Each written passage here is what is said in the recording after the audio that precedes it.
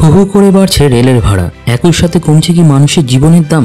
17 June সকাল 8:55 উত্তরবঙ্গের Rangapani station পার করার পর ডাউন কাঞ্চনজঙ্ঘা এক্সপ্রেসকে পেছন থেকে ধাক্কা মারে একটি মালগাড়ি।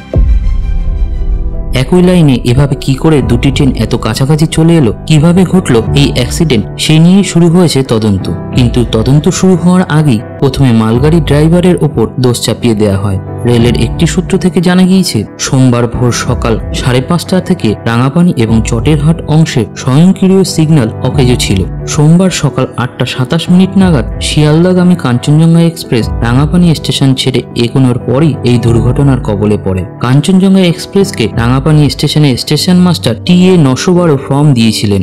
এই নির্দেশের ভিত্তিতেই কাঞ্চনজঙ্ঘা এক্সপ্রেস চালিয়ে নিয়ে যাচ্ছিল চালক। TA 912 ফর্মের মাধ্যমে সিগন্যাল ব্যবস্থা খারাপ হয়ে গেলেও ওই নির্দেশের ভিত্তিতে ট্রেন চালিয়ে থাকেন চালক। সিগন্যাল লাল থাকলেও ট্রেন চালাতে পারে চালক। এই একই TA 912 ফর্ম ইস্যু করা হয়েছিল মালগাড়ির চালককে। এই দুর্ঘটনায় একটি শিশুসহ 10 জনের মৃত্যু হয়, আহত 40-এর ওপরে। প্রশ্ন উঠছে, এই দুর্ঘটনার দায় কার? 2023 সালের 2রা জুন ঘড়ির কাঁটায় ঠিক সন্ধ্যা 7টা বালেশ্বরের কাছে একটি দুর্ঘটনার কবলে পড়ে করমণ্ডল এক্সপ্রেস। আর ঠিক 1 বছর কাটতে না কাটতেই আবার একটি বড় ট্রেন দুর্ঘটনা। শুধু করমণ্ডল এক্সপ্রেস নয়, 2023 সালে ছোট বড় মিলিয়ে মোট 17টি রেল দুর্ঘটনা ঘটেছে ভারতে। করমণ্ডল দুর্ঘটনা নিয়ে সেই জুন মাসেই 6টি রেল দুর্ঘটনা ঘটেছে।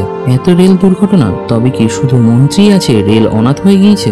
এখন NDA শরিক পাল্টিরাম নীতিশ কুমারও 1999 সালে গাইসাল রেল দুর্ঘটনার পরে পদত্যাগ করেছিলেন। তবে 2023 থেকে এতগুলো রেল দুর্ঘটনা হওয়ার পরেও কি রেলমন্ত্রী অশ্বিনী বৈষ্ণব পদত্যাগ করবেন? অ্যাক্সিডেন্টের পর দেখা গেল রেলমন্ত্রী অশ্বিনী বৈষ্ণব সেখানে গিয়ে লেবারের মতো আচরণ করছেন। তাকে জিজ্ঞাসা করা হলে রেলের কবচ বা অ্যান্টি কলিশন সিস্টেম কি কাজ করছিল, তিনি তার কোনো উত্তর দিতে পারেননি।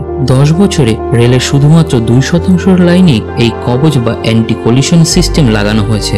বিজেপির অনেক নেতা মন্ত্রীরাই বলছে মমতা রেলমন্ত্রী থাকাকালীনই রেলের এই বেহাল দশা। অন্যদিকে তৃণমূল বলছে রেলমন্ত্রীর অপদার্থতার কারণেই এত বড় রেল দুর্ঘটনা ঘটেছে। আমরা বলছি, বিজেপি শাসনকালে 10 বছর হয়ে গেল, কেন এখনো পর্যন্ত মাত্র 2% লাইনেই এই কবচ সিস্টেম চালু হয়েছে?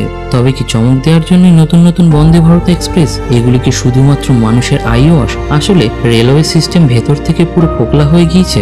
মঙ্গলবার GRP থেকে জানা যায়, চৈতালি মজুমদার নামে কাঞ্চনজঙ্ঘা এক্সপ্রেসের এক যাত্রী মালগাড়ির চালক এবং সহচালকের বিরুদ্ধে গাফিলতির অভিযোগ তুলে অভিযোগ দায়ের করেছে। কিন্তু চৈতালি মজুমদার নামে ওই যাত্রী দাবি করেন তিনি এমন কোনো অভিযোগ দায়ের করেননি। তবে এই অভিযোগ দায়ের করল কে? তিনি দুর্ঘটনায় আহত হয়ে হাসপাতালেই চিকিৎসাধীন ছিলেন।